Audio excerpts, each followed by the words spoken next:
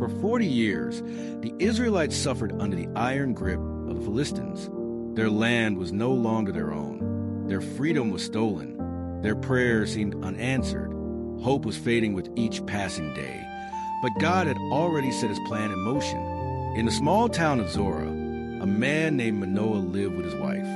They were righteous and faithful, but sorrow weighed heavily on them. She was barren, unable to have children, a fate considered a curse in those times. The whispers of neighbors, the unspoken pity in their eyes. It was a burden she carried every day. One day, everything changed. A heavenly presence filled the air. An angel of the Lord appeared to her, radiant and filled with divine authority.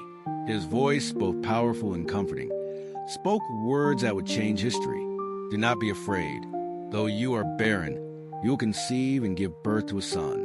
But there are conditions. Do not drink wine. Do not touch anything unclean. And most importantly, your son shall be a Nazirite dedicated to God. No razor shall touch his head, for he will begin the deliverance of Israel from the Philistines. A child, a son. She could barely contain her emotions as she ran to tell her husband. And when Manoah heard the news, he fell to his knees and prayed, pleading with God, Lord, send your messenger again, that we may learn how to raise the boy who is to be born. God heard his prayer. The angel returned, and Manoah, filled with awe, asked him to stay and eat. But the angel refused, instructing him instead to offer a burnt sacrifice to the Lord. As the flames rose, the angel ascended into fire and disappeared. Manoah and his wife fell to ground, overwhelmed with fear and reverence. The prophecy was fulfilled. A child was born, and they named him Samson.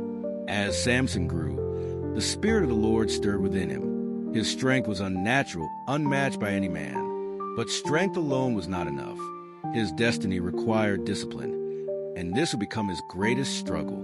One day, Samson traveled to Timnah and saw a woman who captivated him. He returned home, eager and determined, and told his parents, I have seen a Philistine woman in Timnah. Get her for me as my wife. His parents were shocked. But son, must you go to the uncircumcised Philistines? Is there no woman among our own people? Samson was unmoved. She is the right one for me. On his journey to claim his bride, a lion suddenly leaped at him. Without hesitation, Samson reacted. The Spirit of the Lord came upon him with unimaginable power.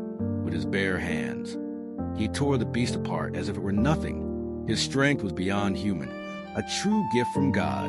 But he told no one. Days later, as he passed by the carcass, something unusual caught his eye. Bees had built a hive inside the remains of the lion. Reaching in, he took the honey and ate, savoring its sweetness.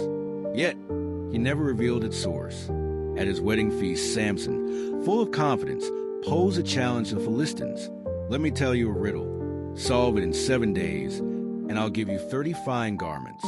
Fail, and you must do the same. The Philistines, intrigued, accepted. Tell us the riddle. Samson smirked before delivering his challenge. Out of the eater, something to eat. Out of the strong, something sweet. Days passed, and frustration grew among the Philistines. Unable to solve it, they turned to Samson's bride with threats. Trick him, or we'll burn you in your father's house. Terrified, she wept before Samson, pleading with him. Tell me the answer. If you truly love me, you won't keep secrets from me. Samson resisted at first, but her persistence wore him down. Finally, he revealed the truth, and she ran to tell the Philistines. When they returned with the answer, Samson's eyes darkened. If you had not plowed with my heifer, you would not have solved my riddle. Enraged, Samson stormed off, striking down 30 Philistines to pay his debt.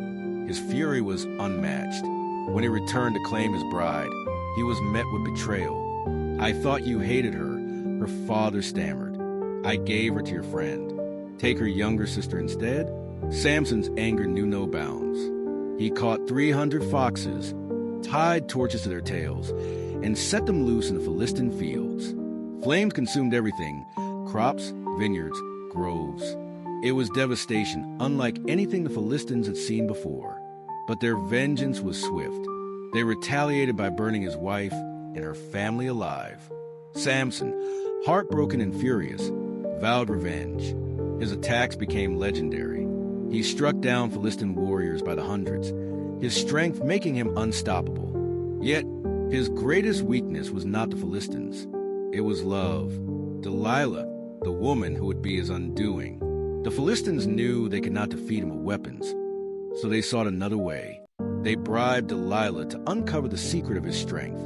Day after day, she pleaded with him, her voice dripping with false affection. "Tell me the source of your great strength." 3 times he misled her, but at last he broke. "It's my hair.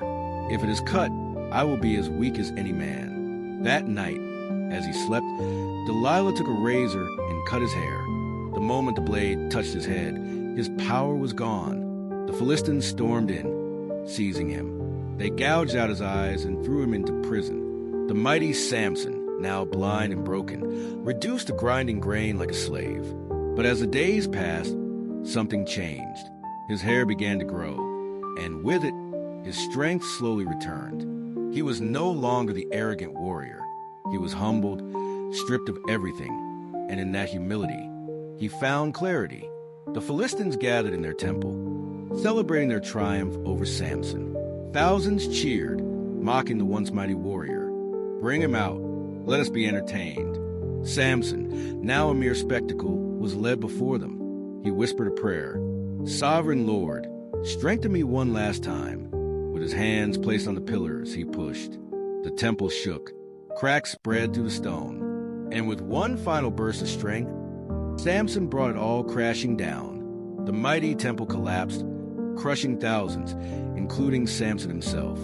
In death, he fulfilled his destiny, defeating more Philistines than he ever had in life. His story is one of strength and weakness, of faith and failure, a reminder that even the flawed can be used for God's purpose.